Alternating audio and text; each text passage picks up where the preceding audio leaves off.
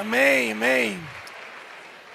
Não vamos perder mais, sem demorar, né? Quero chamar aqui o nosso amigo Israel subirá e você vai recebê-lo. Um forte aplauso.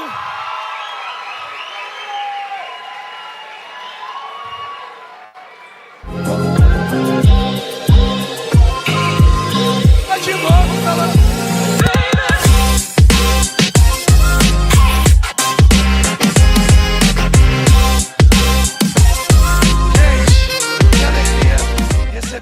Aqui, ó, a cena. Eu ia pedir para ele orar pela gente. Mas, gente, que alegria receber o Israel aqui.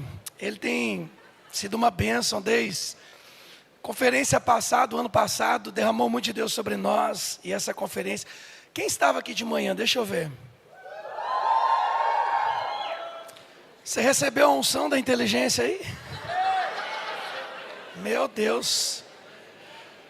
Vamos orar por ele, estenda suas mãos. Senhor, nós te agradecemos pela vida do Israel e por tudo que ele tem derramado sobre a nossa geração, sobre essa igreja.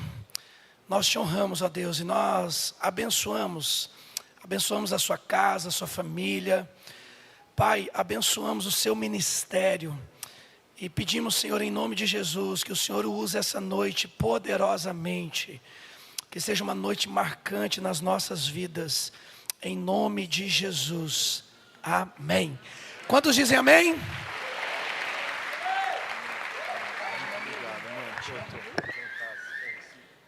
Glória a Deus, você está empolgado? Amados, eu amo momentos como esse, porque, pelo que nós conversamos de manhã, pelo que eu acredito do fundo do meu coração, que a Bíblia é a palavra de Deus, viva, eficaz e transformadora, amém? Você crê nisso? Então eu creio que onde ela é apresentada, ela vai vir afiada, ela vai trazer edificação, ela vai trazer conforto e ela vai trazer confronto. E isso me empolga, mesmo se o mensageiro for só um menino, eu sei que o negócio é bom, onde a palavra de Deus é apresentada, amém? Você crê nisso? Então vamos lá, gente, eu amo demais. Essa conferência, para mim é uma honra poder fazer parte disso, não só porque eu amo vocês, eu amo o que Deus está fazendo em e através de vocês, mas como eu disse antes, eu amo muito essa casa, eu amo muito esse tema sobre o legado, e para mim é especial demais ver no meu irmão, o Gabi, essa postura que ele tem de ser uma ponte entre o que Deus fez e o que Ele vai fazer. Eu amo a maneira como ele se posiciona em relação ao legado, ele me inspira nisso, aprendo com isso, mas eu creio muito que existe algo especial, que nós precisamos entender a respeito desse legado. E eu vou de novo amarrar meu cadarço. Deixa eu fazer um parênteses. Quando eu era criança, bem novinho, sei lá, eu devia ter uns 5 anos talvez, os meus pais, eles me deram um livro que te ensinava a amarrar o seu cadarço passo a passo. Só que esse livro estava em italiano. Eu não falo italiano. Eles ganharam de uma amiga, eles deram para mim. Então até hoje eu não sei amarrar o meu cadarço direito. Eu estou fazendo a vida errada. É por isso que vira e mexe, eu preciso parar de pregar 2 segundos para amarrar o meu cadarço. Mas eu vou fazer isso, porque tem gente que vive caindo, mas não amarra o cadarço.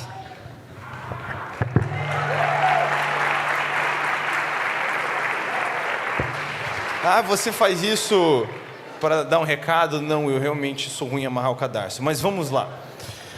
Eu quero falar um pouquinho sobre... o tema dessa mensagem, a gente pode dizer, é passando a tocha acesa. E eu acredito que tem 2 preocupações muito importantes aqui. Passar a tocha e a tocha estar acesa.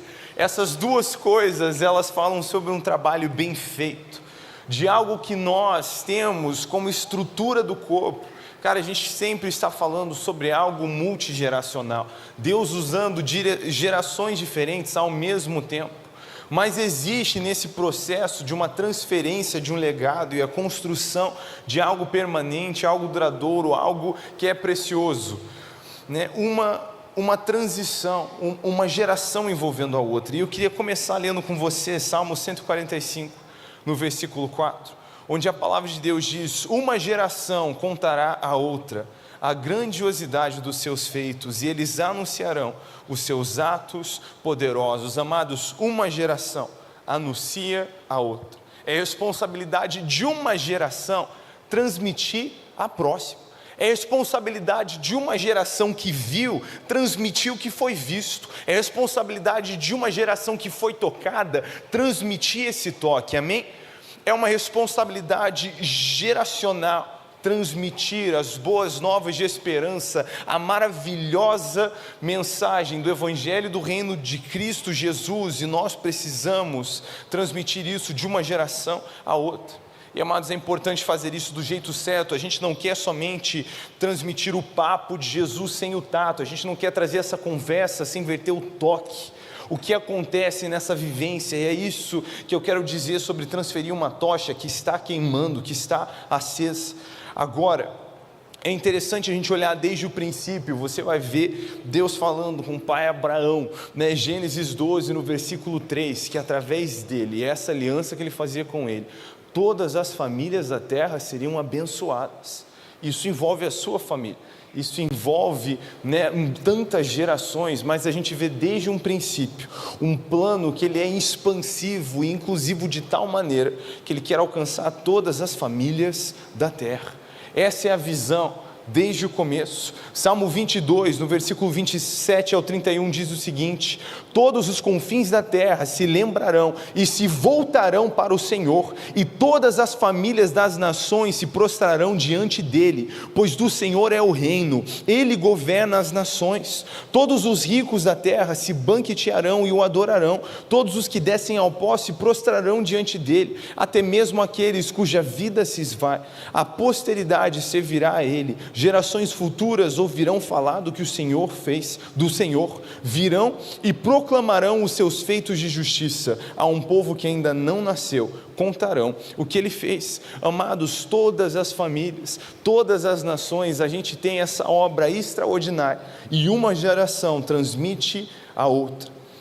Uma geração transmite a outra, e a gente caminha nesse ciclo. Eu acabei de amarrar o meu cadarço. A gente entra...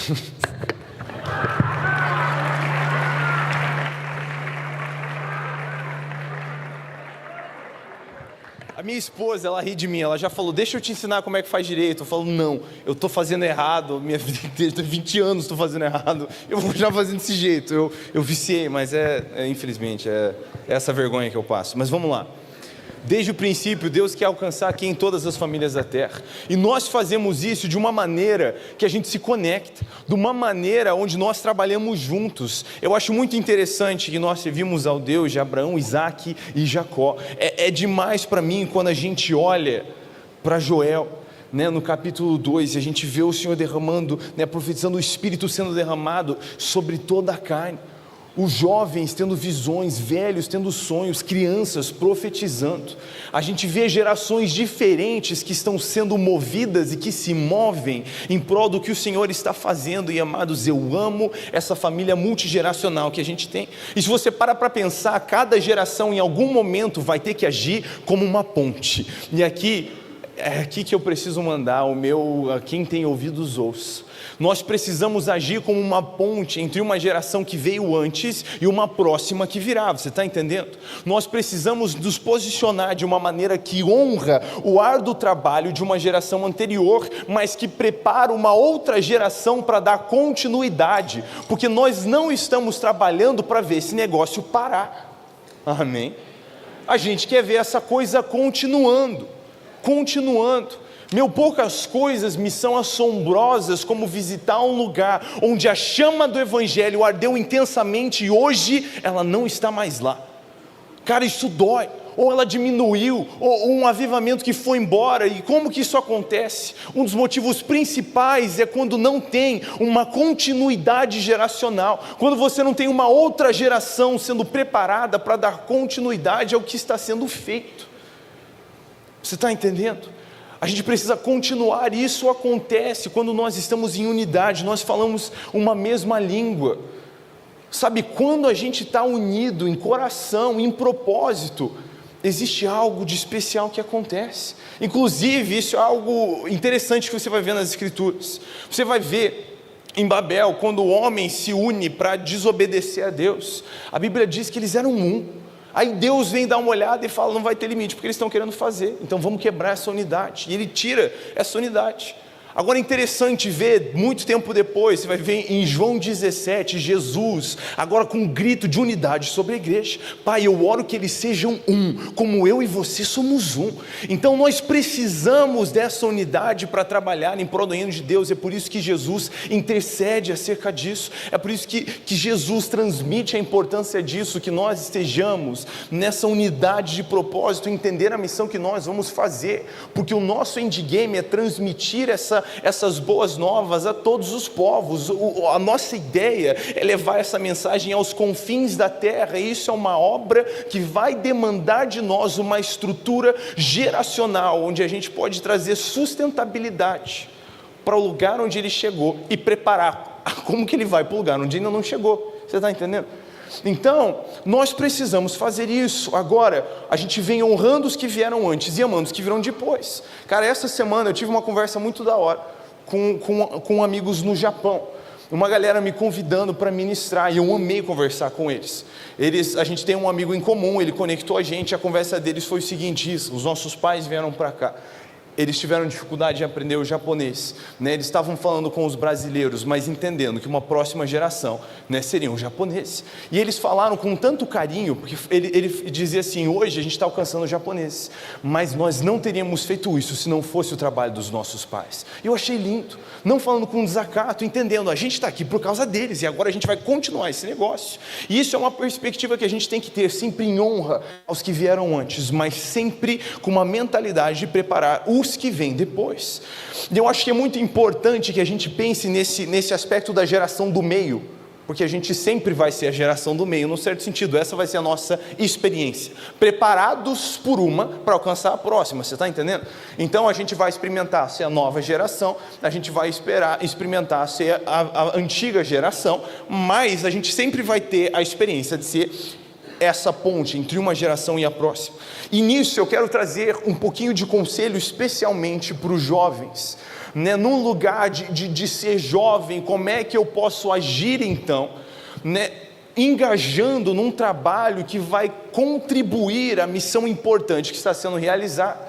E isso eu gosto muito de olhar para a maneira como Paulo conversa com Timóteo, porque a gente tem aqui um discipulado geracional que é muito da hora. Então, eu quero ler com você 1 Timóteo 4, do versículo 12 ao 14. Ele diz o seguinte: não deixe que ninguém o menospreze, porque você é jovem. Seja exemplo para todos os fiéis nas palavras, na conduta, no amor, na fé e na pureza. Até a minha chegada, dedique-se à leitura pública das Escrituras, ao encorajamento e ao ensino. Não descuide do dom que você recebeu por meio de profecia, quando os presbíteros impuseram as mãos sobre você.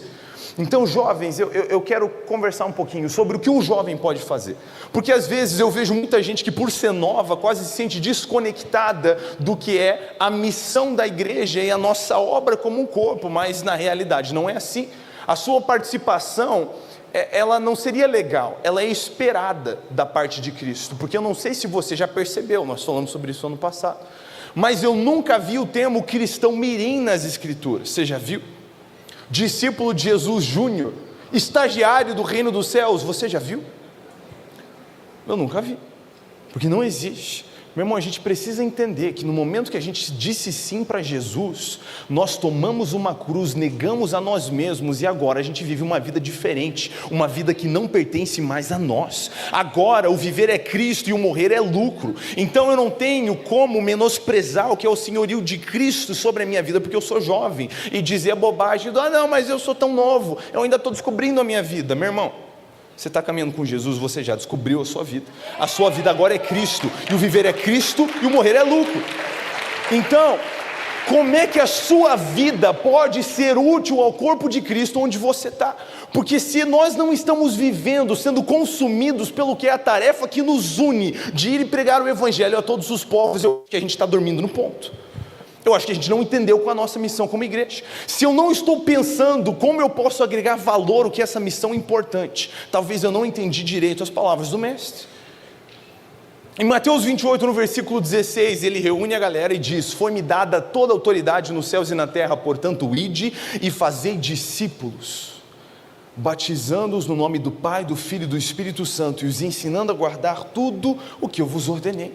Amados, foi com toda a autoridade nos céus e na terra que nós recebemos essa incumbência, essa é a missão da igreja. A igreja nasceu nesse momento para a realização dessa tarefa, e essa continua sendo a nossa missão. Então, como a minha vida, mesmo sendo jovem, vai agregar ao que é a missão que nos une e a nossa responsabilidade como igreja. Então Paulo diz a Timóteo que ele não deve, se deixar ser desprezado por ser jovem, porque ele é muito novo, e as pessoas não dizendo, esse cara é novo, esse cara é jovem. Se você não acha que é pressão, eu quero compartilhar um negócio com você, A igreja de Éfeso, por exemplo, que Timóteo estava ali à frente, ajudando muito, servindo, cresceu para ter dezenas de milhares de pessoas.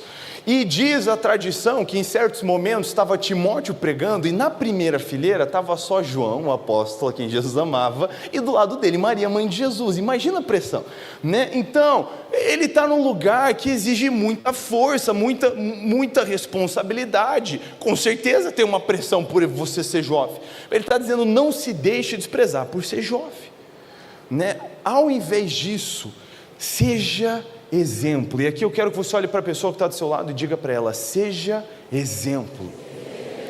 Olha para a pessoa do outro lado e diz, seja exemplo. Então ele diz para Timóteo ser um exemplo.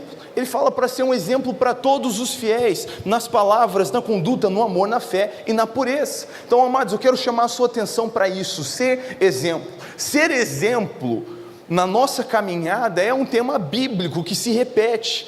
Nós vemos Jesus já desde o começo, em Atos 1:8, ele olha para os discípulos e diz, vocês receberão poder quando o Espírito Santo descer sobre vocês e serão as minhas testemunhas. Preste atenção, ele não disse vocês darão meu testemunho. Dar o testemunho é muito diferente de ser a testemunha, porque enquanto dar o testemunho está no que eu digo, ser a testemunha está em quem eu sou, como cartas vivas desse evangelho. E nós fazemos isso através de um exemplo, através de uma vida que transmite no que se crê. Essa é a conversa que Tiago, irmão do Senhor, tem com a igreja de Jerusalém, falando que a fé sem obras é morta. Você acredita? Então, como você não age de acordo com o que você acredita, talvez você não acredita de verdade, ou você é corajoso pra caramba, para desobedecer o que você diz acreditar. Então, crer, uma fé, ela vai nos levar a ter um estilo de vida que ele é diferente, é um estilo de vida que honra o senhorio de Cristo Jesus, amém? Então, nós somos essas cartas vivas, então a gente não pode se comprometer como uma testemunha. De novo, o seu exemplo, ele é um tema bíblico. Em 1 Coríntios 11, no versículo 1, a gente vê Paulo falando com a igreja de Corinto, sejam meus imitadores, como eu sou imitador de Cristo. Você já viu aquele meme do Jesus, aí Paulo e eu, assim, é tipo, sempre enfim, engraçado, mas eu devia ter trazido um daqueles memes, é tipo assim, Jesus é um baita do navio, Paulo é um barco, aí eu é tipo um ferro de passar, passando na água assim, Mas cara, o ponto é esse, ser um exemplo para que você possa dizer para as pessoas, vem comigo, deixa eu te mostrar, é algo que está incluso na nossa responsabilidade de cristão, para dizer para as pessoas, é assim, vem comigo, devia ser isso que você precisa dizer. Em Filipenses 3, do 17 ao 18, de novo ele diz, irmãos, sejam meus imitadores e aprendam com aqueles que seguem o nosso exemplo. Porque quando a gente tem uma conduta que está de acordo com a palavra, a gente pode exemplificar isso. E amados, existe algo, aqui o jovem ele pode fortalecer demais a missão da igreja através de um bom testemunho. Ele continua dizendo, pois, como lhes disse muitas vezes, e os digo novamente, com lágrimas nos olhos, há muitos cuja conduta mostra que são, na verdade, inimigos da cruz de Cristo. Então, olha o perigo da gente não ter uma conduta que é condizente ao que nós cremos. Então, jovem, você precisa ser exemplo. Você está ali talvez no ambiente universitário, no ambiente escolar, no ambiente de trabalho, mesmo no ambiente familiar. Esse é um ambiente onde você tomou sobre si, através do seu sim a Jesus, a responsabilidade de exemplificar o evangelho do reino de Cristo Jesus, amém? E através de ser exemplo, você vai pregar o evangelho, você vai trazer essa pregação. E cara, isso é demais para os não crentes e mesmo para os crentes. Eu, pela graça de Deus, pude experimentar algo extraordinário no meu ambiente escolar, de encontrar outros cristãos que vinham para mim e falavam, mano, sei lá, você é meio corajoso, tipo assim, as pessoas sabem que você é cristão. Como assim, cara? Existe cristão no serviço secreto, eu não sabia disso. Como é que as pessoas não vão saber que você é cristão? E foi um ambiente onde eu pude encorajar outros cristãos que não estavam vivendo conforme o evangelho, porque eles estavam escondidos, disfarçados, com medo de descobrirem que eles eram cristãos ali dentro. Do mesmo jeito, eu pude testemunhar o evangelho para as pessoas que não eram cristãs. E cara, foi demais para mim. Para mim, o ensino médio, ele foi uma experiência de um campo missionário.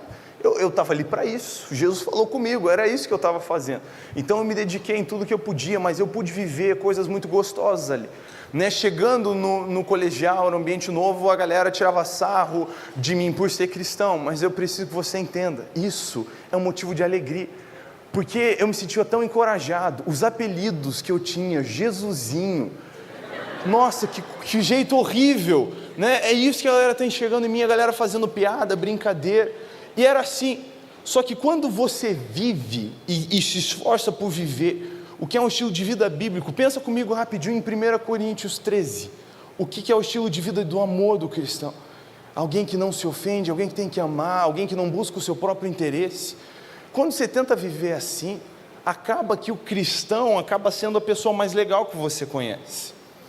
E no final do ano, a mesma galera que ao longo do ano tirava sarro de mim o ano inteiro, começava a chegar e falar: oh, mano, eu queria trazer um pedido de oração para você.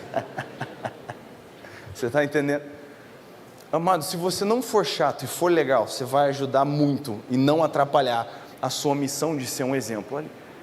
Então, se a galera tirar onda, sorri, mas devolve amor, ame essas pessoas, e você vai ver elas se abrindo. Cara, eu experimentei coisas extraordinárias naquele colégio. Eu lembro num dia que eu estava no corredor assim, eu vi um maluco correndo para mim. Eu olhando, pensei, eu vou apanhar, sei lá o que está acontecendo. Ele voando para cima de mim, correndo, desesperado. Aí ele parou na minha frente e falou: mano, eu quero aceitar Jesus. Eu tomei um susto, sabe o peixe pulando dentro do barco? Eu olhei e falei: oi? Como é? Eu quero aceitar Jesus. Eu disse: por que você está dizendo isso? Você tem que entender. Eu não parei para pregar para ele, apresentei os pontos das salvações, fiz um PowerPoint com vários motivos pelo qual ele precisava de Jesus, não teve nada disso. Eu falei: por que você está dizendo isso? Ele falou: mano, eu sei que sua vida teve seus altos e baixos, porque os seus amigos me contam de uns perrengues que você está passando, mas todo dia você entra nessa sala de aula com o mesmo sorriso, ao ponto que me irrita. Ele olhou para mim e falou: mas cara, eu não aguento mais procurar por significado na minha vida. Quanto mais eu experimento em busca de algo real, mais eu me afundo nesse buraco que eu estou. Ele começou a chorar, de soluçar. Ele colocou a mão no meu ombro e falou: eu preciso de algo real, eu preciso do seu Jesus. E esse cara não esperou, ele aceitou Jesus no meio do corredor do colégio, com gente passando. E aquilo me chocou, porque as pessoas estão olhando, e amados, a nossa esperança em Cristo, ela é visível quando nós realmente cremos e agimos de acordo. Então não menospreze o que o seu exemplo pode fazer para os outros irmãos na fé, unir forças no ambiente universitário. Cara, isso é demais, isso é demais. Vocês têm que entender que vocês são uma máfia lá dentro, entendeu? Aquele ali é o departamento de vocês, e é a sua responsa chutar o pau da barraca do capeta naquele ambiente. Então, vocês precisam ter uma mesa redonda e entender quem é que não ouviu e quem é que vai pregar para eles. Ah, mas não sei, o senhor parece quase meio manipulativo. Vamos conversar. Mateus 10,16, qual que é o rolê? Ser simples como a pomba e astuto como uma serpente. Você já viu uma serpente? Não é uma imagem que você olha e pensa: uau, que coisa gospel. Você já viu uma serpente dando um bote no coelhinho? Né? O coelhinho está lá, bonitinho com as orelhinhas dele. Aí ele vai andando. Aí ele olha para o lado e a serpente está como? Já pronta. Ela já está com o bote armado. E a última coisa que o coelhinho olha, ele vê a serpente armada, e ele só dá tempo dele pensar: ops, ou oh não. E de repente a serpente já voou no pescoço dele, ele já está tremendo, chacoalhando, o veneno já está entrando, e já era tarde demais. A serpente, ela foi sagaz em calcular o bote. E assim é o cristão, que em amor, às vezes vai olhar para um cara, você chega, faz uma amizade, vocês têm gostos em comuns, você gosta de futebol, ele gosta de futebol, ela gosta de dorama, você gosta de dorama, ele só perde no League of Legends e você só perde também, eles podem ser amigos, e aí? Você pensa, eu vou falar de Jesus, eu vou falar de Jesus. Você tem santos segundo os interesses. Ai, que negócio interesseiro, sim, horrível. Almejar a salvação dos seus conterrâneos, onde já se viu. E aí, você vai e você está pronto para falar de Jesus. E ele fala, eu sou traumatizado com crente, eu sou machucado com igreja. Aí você pensa, eu vou ser amigo dele, eu vou falar com ele toda semana. Todos os dias nós vamos puxar papo, mas eu vou esperar 6 meses. E por 6 meses você leva uma amizade onde você conversa talvez não sobre as coisas que você gostaria, mas que o seu amigo gostaria. E de repente você está sendo um amigo mais legal que ele tem. Por quê? Porque ninguém ama como um cristão ama. Mas de repente, 6 meses depois, ele está andando assim, ele olha para o lado. Então... Você sabe que eu te amo, que eu me importo com você, que sua amizade é importante para mim. E eu sei que você foi machucado pela igreja no passado, mas deixa eu te dizer, para mim a sua experiência parece para mim nas escrituras exatamente o que o mestre nos adverte, a igreja não ser. E eu amo a minha igreja, é muito da hora. E eu posso te dizer, por favor, vem comigo, vem ver o que nós estamos vivendo. Você acha que ele vai olhar e falar, você está entendendo?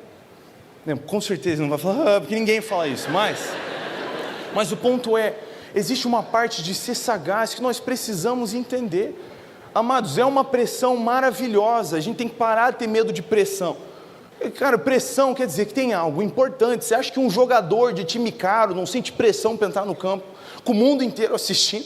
Cara, você só tem que entender o quão importante é a missão pela qual você vive. Você vai receber essa pressão de braços abertos, porque que privilégio é tomar essa cruz para seguir Jesus e entender que essa vida não é mais minha. Então, não menospreze o poder do exemplo.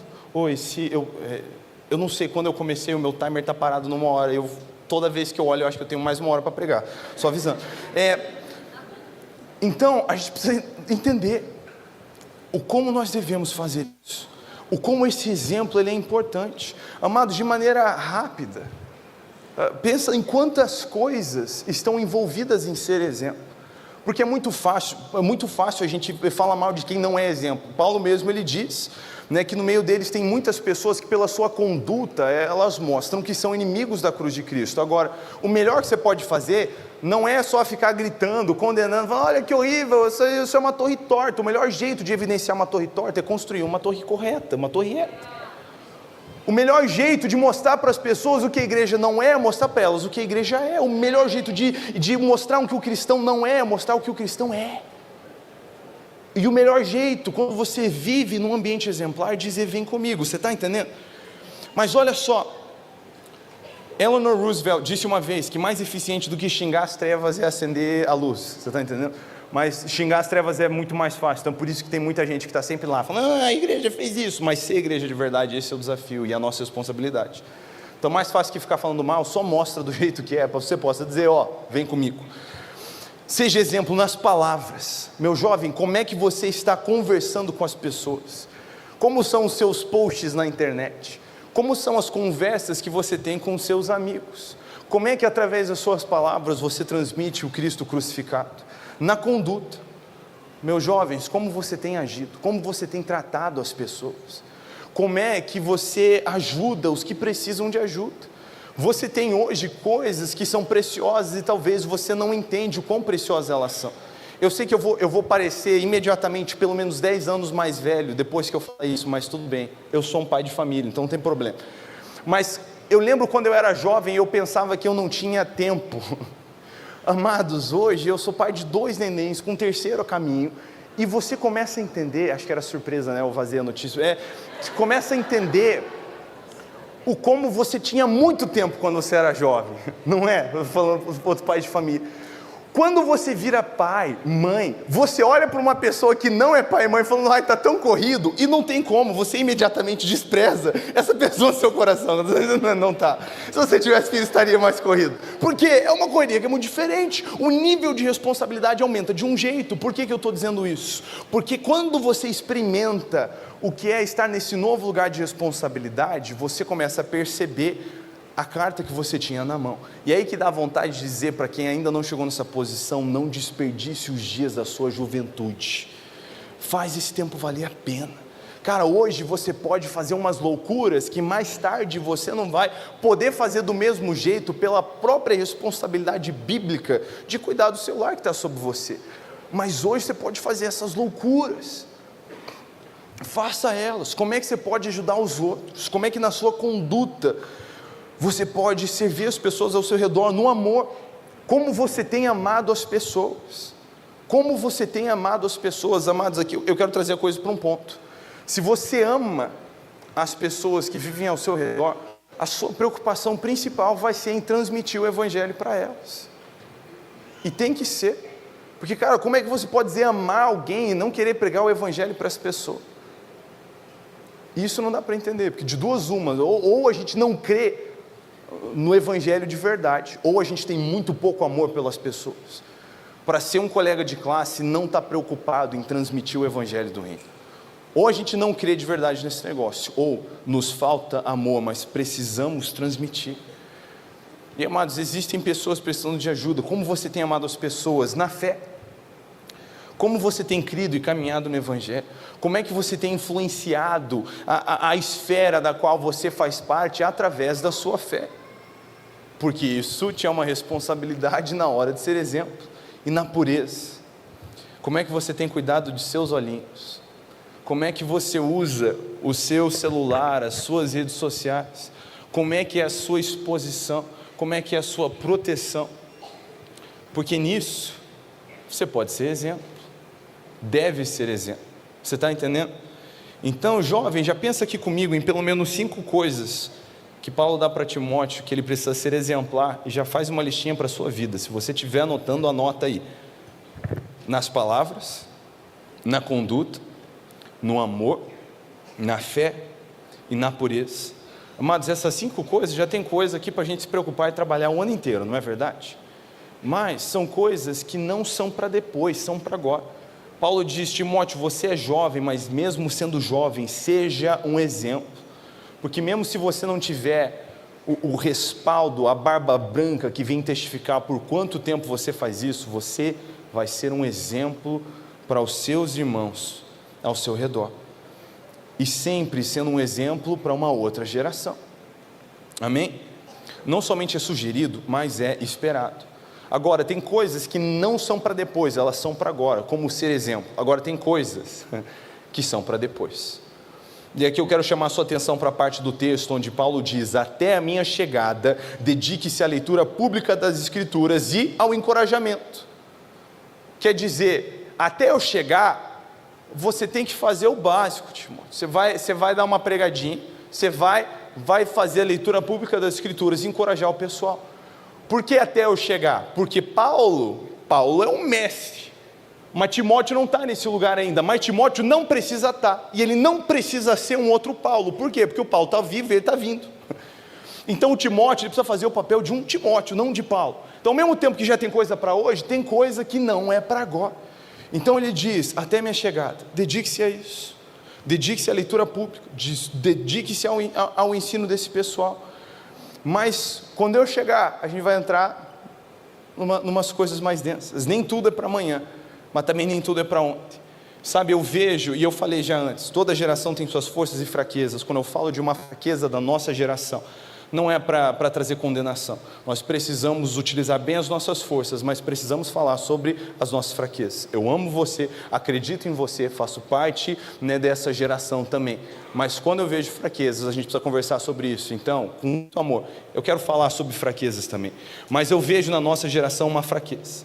Talvez, começando a geração passada, eu posso dizer que talvez tenha uma coisa que já incomodou cada um de nós, os mais jovens, que às vezes é quase que um saudosismo do que aconteceu no passado. Né, da época onde o negócio era bom de verdade. E, assim, às vezes parece que o pessoal quase quer lá procurar o corpo do profeta. Né? Mas na minha geração eu vejo um erro pior, que é querer fazer as coisas antes do tempo e querer sepultar o profeta que ainda está vivo. Deixa aí, Paulo, não precisa vir mais. Não, já deixa comigo. Eu já posso ser um Paulo para essa galera. Não, você não pode, não, você não está pronto. Então, até a chegada de Paulo, Faça o que o Timóteo precisa fazer, você está entendendo? E nisso eu vejo muita gente querendo as promoções e os lugares que chamam a atenção antes do seu tempo. E nenhuma promoção antes do tempo vem da parte de Deus, porque essas elas vão acabar acabando com você. E a ideia de Deus não é essa. Isso sempre vai trazer um estrago. A gente precisa seguir os tempos e os processos do Senhor e entender que enquanto Paulo está vivo, não está na hora do Timóteo ser o novo Paulo, você está entendendo? Enquanto Paulo ainda está na tarefa e não rolou um momento como Moisés e Josué, onde existe uma imposição de mãos, ele está dizendo agora está com você, então ainda não está na hora de ser esse novo líder, de querer separar a obra, a causa, o movimento e ser uma nova figura importante, você está entendendo? É um lugar de um filho que ainda vai trazer o serviço ao seu pai, e isso é importante para a gente entender, sabe? Tem coisas que não são para agora, então a gente soma forças quando a geração mais nova, ela coloca a sua força e o seu vigor a serviço da sabedoria e a visão da geração que os antecede, você entendeu? Quando a geração mais nova coloca a sua força e o seu vigor a serviço da sabedoria e a visão da geração que os antecede, tem uma combinação explosiva no ministério. A gente tem uma combinação explosiva para alcançar a nossa cidade. E nós vemos isso biblicamente, as gerações trabalhando de maneira junta. Quando os braços de Moisés estão cansados, quem é que vai lá sustentar? Arão e Hur. Eles vão lá segurar a bronca.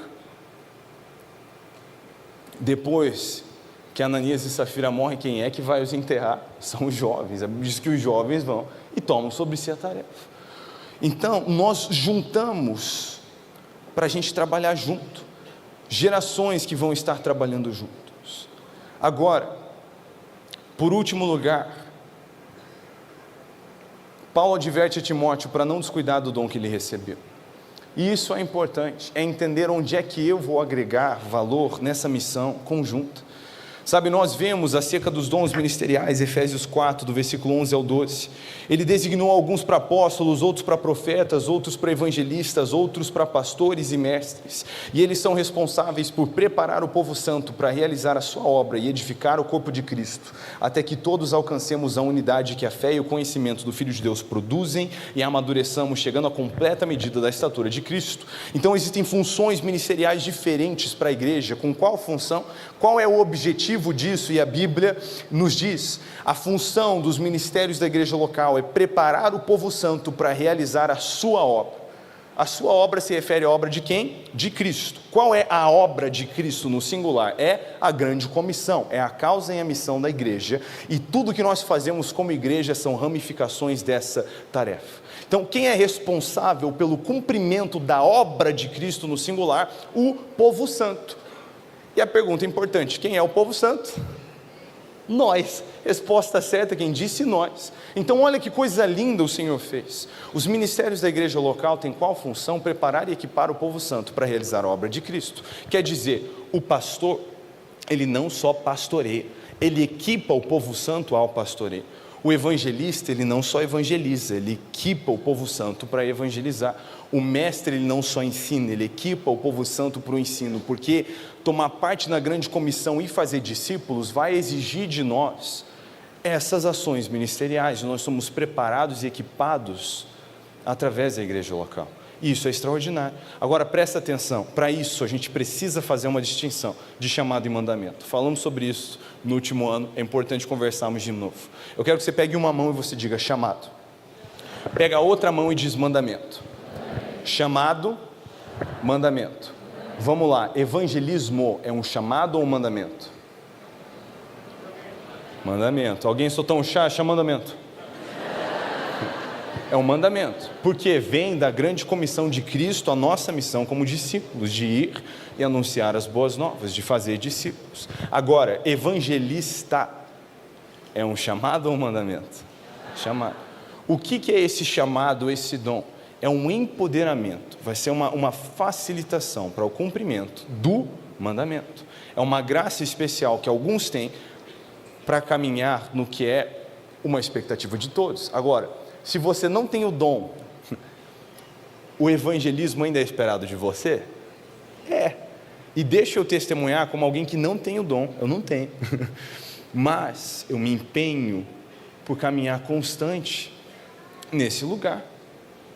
Amado, não levo jeito para conversar com as pessoas, talvez é difícil de imaginar me vendo aqui, eu sou tímido, introvertido, não é natural para mim conversar com as pessoas. Agora, por que eu faço isso então? Como vencer a timidez? Eu não tenho escolha, a minha vida pertence a Cristo, então eu não posso deixar o que é um aspecto meu, a minha timidez, eu ser introvertido, ficar no caminho do senhorio de Cristo, porque obedecer ao mestre não é uma opção. Então presta atenção, como é que eu faço? Eu jogo a minha timidez para cima e saio correndo. Eu começo uma conversa tão extrovertido que se eu voltar para o eu natural eu vou parecer bipolar, então eu não faço isso. Eu tenho que manter o meu personagem extrovertido até o final, mas porque eu preciso. Eu não levo jeito, mas amados, eu me empenho por obedecer. E eu tenho visto frutos especiais em conversas, às vezes você não imagina. Outro dia no estacionamento da igreja, eu estava lá de voluntário no estacionamento, com o meu coletinho, né, no molho, brilhando debaixo da luz ali do farol. Passou uns 2 jovens na rua, eu mandei um muito boa noite, comecei a conversar com eles. Amados, não querendo economizar a história, mas um nunca tinha ido para a igreja, você acredita? O cara mora no Brasil esse tempo inteiro, desviou dos crentes até agora. Aí eu chamei ele para vir para a igreja, ele estava com medo de ir para a igreja, o outro era desviado, foi ótimo na hora que eu falei de Jesus para eles, ele olhou para baixo assim, resumindo. Aí o cara que nunca foi para a igreja estava com medo de ir para a igreja, chamei ele para vir na célula, ele se ambientalizou, não falei que era uma célula, falei, nós vamos tomar um cafezinho, vamos falar das coisas de Deus, vai ser legal, veio, né? Falei que a gente ia fazer um som acústico, ele era músico, mordeu a isca, veio, né? Se ambientalizou com os crentes, aí topou ir para a igreja pela primeira vez. Amado, você tinha que ver, durante o culto ele olhava para mim e fazia assim, ó.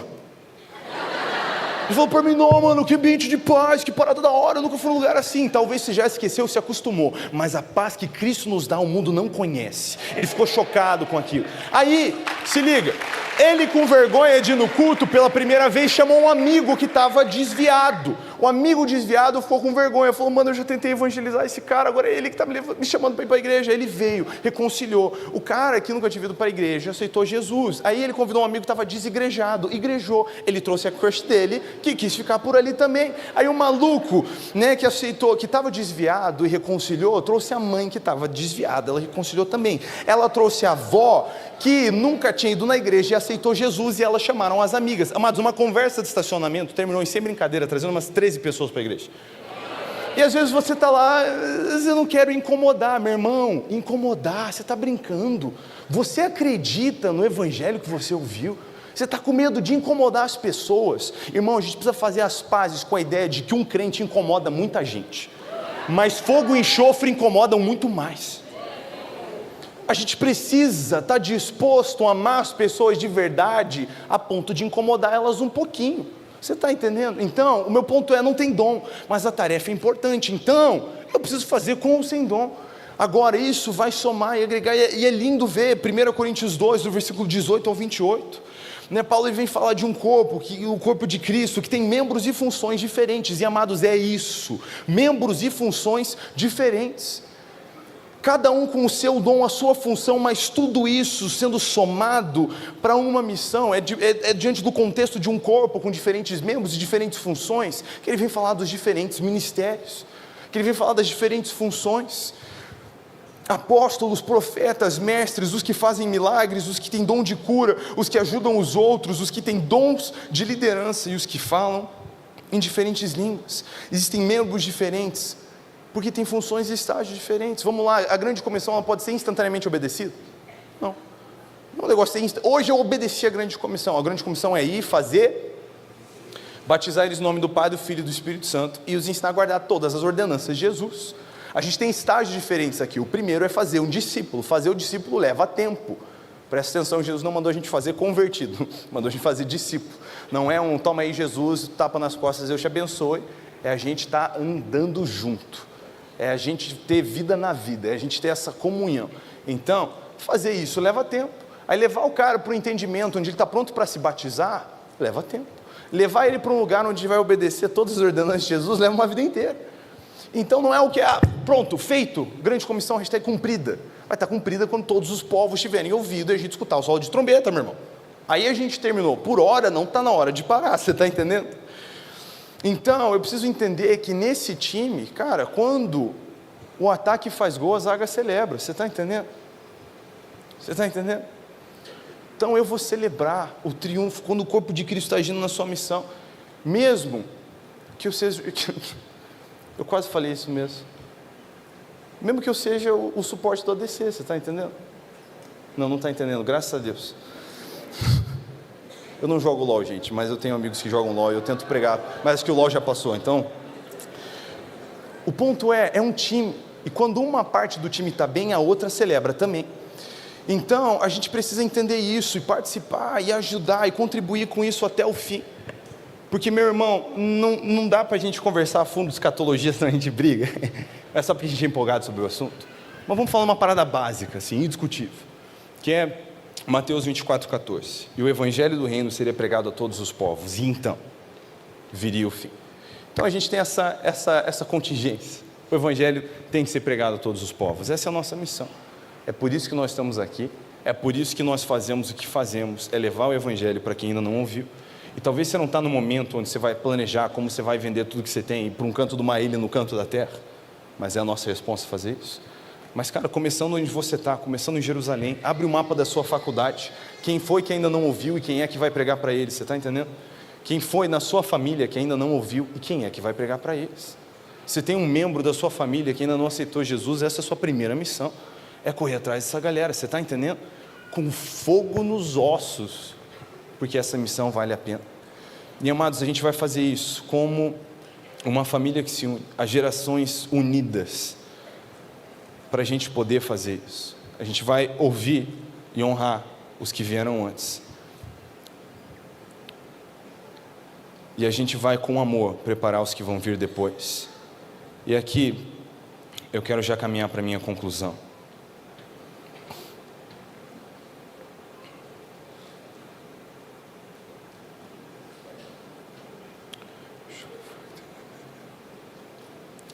Amados, em 1 Coríntios 3, no versículo 6 a 8, nós vemos a igreja de Corinto tentando comparar Paulo e Apolo. E Paulo, ele diz, gente, para que está feio, senta aí. Ele diz o seguinte: Paulo plantou, Apolo regou, mas Deus é quem fez crescer. A ponto que nem quem planta, nem quem rega é alguma coisa, mas Deus quem faz crescer.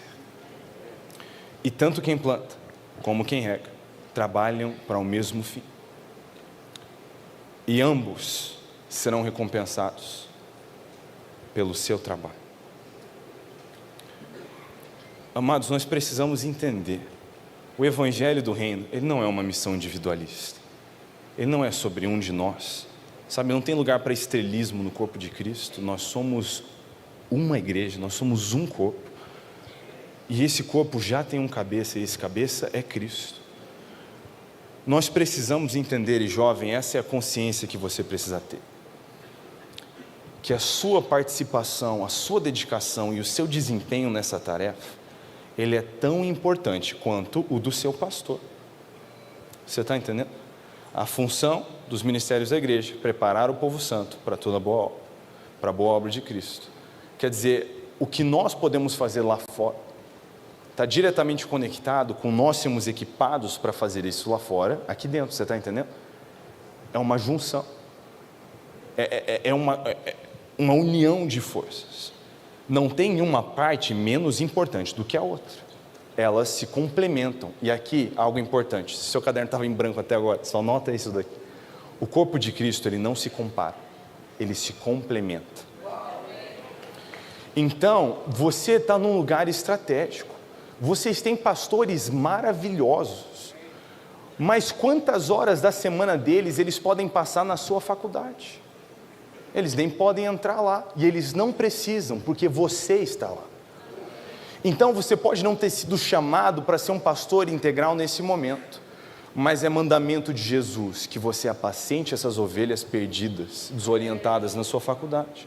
Você pode não ter sido chamado para ser um mestre em tempo integral, mas é um mandamento.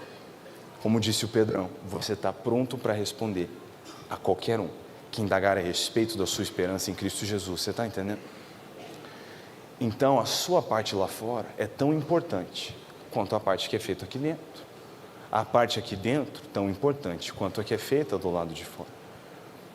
E essa é a junção, essa é a missão do corpo de Cristo. E todos nós trabalhamos juntos para o mesmo fim, você está entendendo? As diferentes gerações trabalham juntas para o mesmo fim. E eu quero concluir com o que essa passagem revela para mim. Ele fala sobre um plantar, o outro regar, e se a gente seguir a mesma lógica, pode ser o outro ainda que vai colher. E isso mostra para mim que existem estações diferentes na terra. Eu queria convidar a banda, se vocês quiserem vir já, que eu acho que a gente está chegando no finalzinho. Estações diferentes da terra. Amados, às vezes eu vejo a minha geração sendo muito cega, e aqui eu preciso bater com amor, porque de novo, precisamos falar sobre as fraquezas. Eu vejo a minha geração sendo muito cega no como a nossa situação está mais fácil pelo que fez a geração anterior. Então, amados, hoje nós desfrutamos de um caminho que foi preparado para nós. Nós desfrutamos de uma realidade de um campo onde não foi a gente que colocou as horas de suor debaixo do sol para fazer isso acontecer. E a gente experimenta uma atmosfera que é diferente. O vô da minha esposa, ele veio para o Brasil pregar o evangelho em 56. Nessa época as coisas não eram como elas eram hoje. Ele foi apedrejado na praça por pregar o evangelho. Eles experimentaram uma oposição diferente. Nós falamos na nossa conversa mais cedo, não foi até 1808 que começaram a vir os missionários para o Brasil. A gente está falando de uma tarefa que tem sido feita ao longo dos anos. E hoje existe uma abertura que ele é resultado da soma do esforço de gerações. Então a galera sai fazer o evangelismo, e aí eles passam do lado de fora da balada, eles falam de Jesus para uma menina, ela está desviada, ela chora, ela volta para Jesus naquele momento. Cara, que da hora. Você tem um ministério com suporte para estar lá fazendo isso. Você tem uma visão, né, um ensino para possibilitar uma igreja que está fazendo isso. E você sabe que lá na casa daquela menina tem uma mãe que está orando por ela. Nós estamos falando de uma soma de condições onde a gente não necessariamente entende a realidade do que é preparar a terra para isso. E quando a gente não tem essa relação com o que é o trabalho para preparar isso, muitas vezes a gente não sabe valorizar. É o filho que chegou com a riqueza da família feita e não sabe como o pai tirou isso da pobreza. E ele não sabe dar o valor porque não foi com ele que aconteceu. E muitas vezes eu vejo essa realidade. E aí eu vejo uma geração que sem honra, a geração anterior vem falar: mas para eles tudo é força, para eles tudo é bruto, e não é assim que funciona mais. O esquema é a precisão.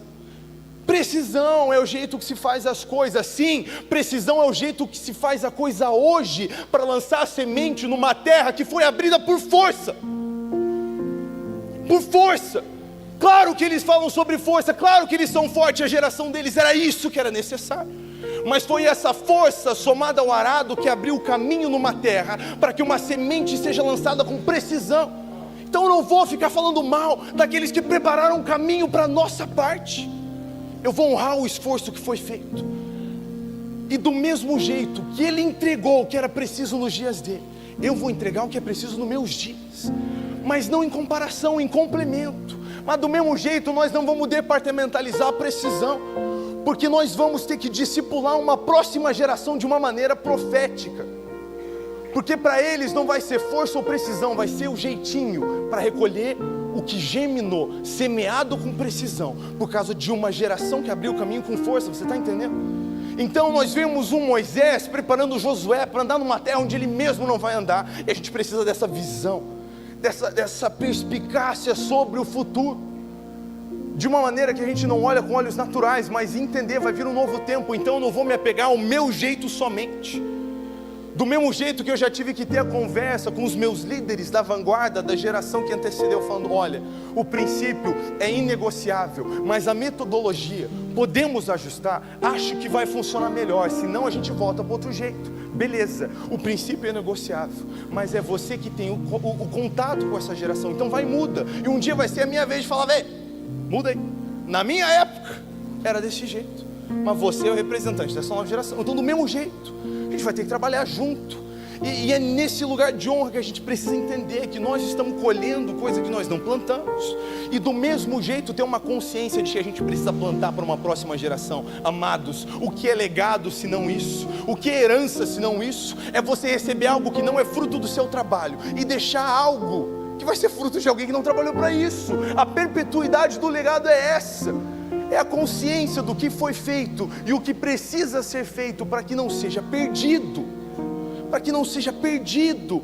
A coisa que mais enche o meu coração de temor é quando eu estou lendo sobre a vida de Salomão e eu vejo o cara que é filho de Davi, o homem segundo o coração de Deus, não terminando a coisa bem.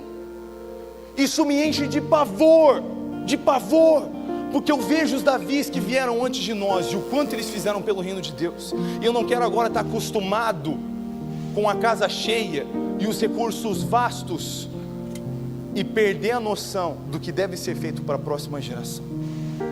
Eu não quero passar uma tocha que está extinguida. Nós precisamos passar a tocha acesa, você está entendendo?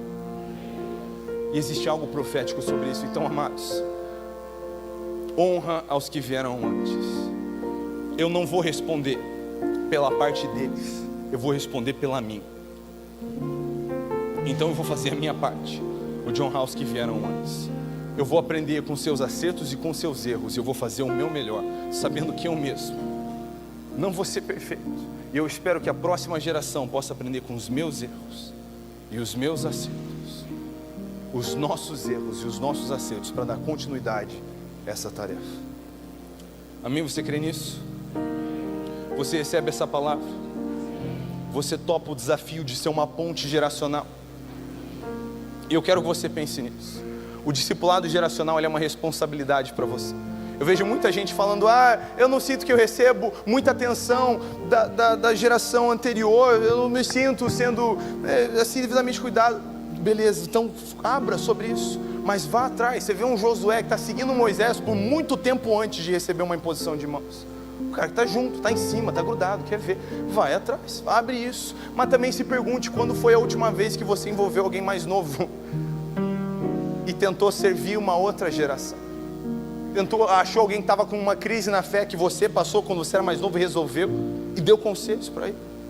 Cara, a coisa mais linda quando você é um adolescente que passou pelo ministério de adolescentes e volta jovem cuidar de adolescente, é ver o Ctrl-C, Ctrl-V no que você passou, não é mesmo?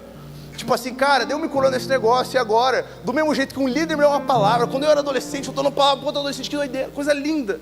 É o reino de Deus, até que ele venha, a gente vai continuar a missão. Então, mantenha isso no coração, amém? Você recebe essa palavra? Eu vou logo parar de pregar, senão eu não paro de pregar, mas eu só tenho outra mensagem para pregar rapidinho. Eu posso pregar outra mensagem rapidinho? Esse é o final do Passando a Tocha Acesa, e agora eu vou dar uma pregadinha. Eu vou me esforçar muito para ser bem rápido, mas eu creio que você está na parte do Senhor. E antes de eu subir, me deram uma palavra: lance todas as flechas. E eu estou pensando, eu não vou pregar esse monte de mensagem, né? Que acho que aqui foi umas 3, 4 diferentes no liquidificador. Se eu parecia levemente perdido, porque eu realmente estava tentando ser conduzido pelo Espírito Santo, não sabia direito para onde a coisa estava indo, mas agora estamos quase chegando no final. Eu quero trazer uma outra pregadinha e eu sinto muito, até agora eu me senti muito falando com os jovens, mas agora eu sinto de uma maneira interessante que eu estou pregando para o coro.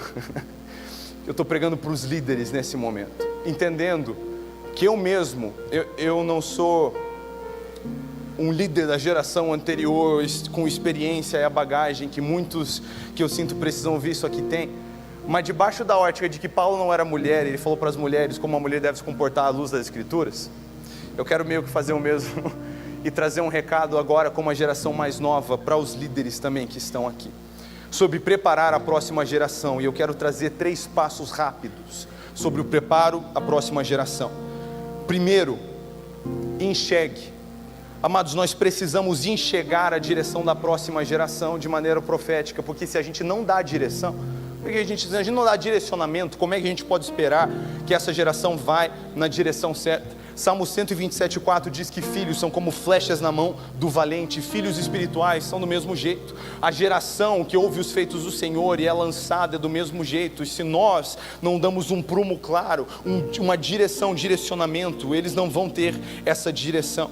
Nós vemos em Deuteronômio 6 a responsabilidade de pais inculcarem em seus filhos a visão do amor ao Senhor, e do mesmo jeito uma geração tem que inculcar a visão à próxima geração. Moisés preparou Josué de maneira profética para caminhar numa terra que ele não caminharia. Então, em primeiro lugar, enxergue o destino profético da próxima geração, enxergue o que Deus está planejando para os liderados que foram confiados a você, para a geração de adolescentes, de jovens que você está servindo. Ore: Senhor, me ajuda a enxergar o que o Senhor tem preparado para eles. E, em segundo lugar, acredite no que Deus está te mostrando, porque nós fazemos um erro cruel. Eu mesmo já cometi isso muitas vezes. 2 Coríntios 5,16 diz que nós não olhamos a ninguém, nós não enxergamos a ninguém segundo a carne. E muitas vezes a gente está enxergando segundo a carne, e a gente diz coisas do tipo: essa geração não tem jeito, eles não entendem sobre honra, na minha época, e a gente está declarando coisas negativas sobre a próxima geração, como alguém que não acredita neles. E isso não é a visão que nós devemos ter. Amados, se a ninguém nós enxergamos segundo a carne, o que dizer da geração que nós estamos preparando? Muitas vezes fazemos o oposto de Ezequiel 37, que é um mover profético, que é olhar para um vale de ossos secos e enxergar o exército, e muitas vezes nós estamos olhando para o exército que Deus levantou e enxergando um monte de defunto. E isso é uma inversão do valor profético. Nós declaramos vida onde não tem e chamamos existência as coisas que não são. Então, enxergando o destino profético, acredite, mesmo que pareça difícil e pareça que falta uma ponte entre onde esses jovens estão e onde eles precisam chegar, onde nós estamos e onde precisamos chegar, acredite no que Deus está te mostrando. E em terceiro e último lugar, declare. Jesus foi afirmado pelo Pai. Esse momento nos toca ver Mateus 3,17, o Pai dizendo: eis o meu filho, em quem me comprazo. Jesus afirmou aos seus discípulos, não foi: ó galera, eu estou saindo, infelizmente, né, foi bom enquanto durou, mas agora eles vão ter que lidar com vocês, e é o que tem para hoje. Não foi essa a natureza do envio de Jesus. O que Jesus disse, né, o que nós vemos em Mateus 20, 21, João 14, 12, é: ei, as mesmas coisas que eu fiz vocês farão, e coisas ainda maiores. Vocês vão reproduzir o que vocês viram. Essa é a natureza, né, do envio, a declaração profética. Ei, tudo que foi feito vocês vão continuar, e o que não foi feito ainda vocês vão fazer. Nós vemos a culminação, a junção dessas coisas em Jacó e seus filhos. Em Gênesis 49 ele diz: ajuntai-vos e eu os farei saber o que há de acontecer nos dias vindouros. José será um ramo frutífero, Assé, o seu pão será abundante. Então, né, Jacó, ele enxerga, ele crê e ele declara. E uma geração que está preparando a próxima tem esse papel de enxergar, crer e declarar. E esse é o fim dessa pregadinha. Nós temos esse papel. Se não estamos buscando enxergar profeticamente o que o Senhor quer fazer com a próxima geração, estamos falhando com uma geração que os prepara. Se nós enxergamos e não cremos, estamos agindo de maneira contraditória à nossa própria crença. Agora, se enxergamos e cremos, precisamos declarar. Declarar. Amados, se eu estou aqui hoje pregando, né, isso não foi só o exemplo que eu vi no meu pai, que é o meu herói e o meu discipulador, mas desde pequeno ele me chama para dar uma pregadinha. Ele diz: moleque, um dia vai ser a sua vez, pregando para a sua geração. E ele declarou isso sobre mim, e eu acreditei, vendo um líder que enxergou um destino profético, acreditou e declarou isso sobre a minha vida. E hoje é o mesmo que eu estou fazendo com os meus pequeninos, é o mesmo que eu estou fazendo com os meus discípulos: enxergar, crer e declarar. Amém? Você recebe essas palavras? Então eu queria te convidar a ficar de pé.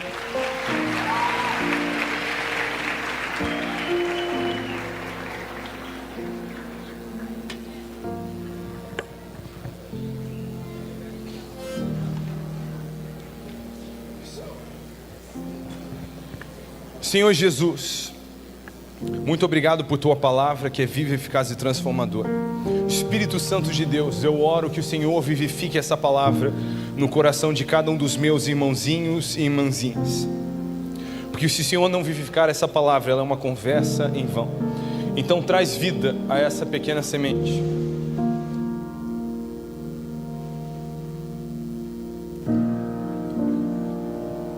que ela venha a ser frutífera em nossos corações.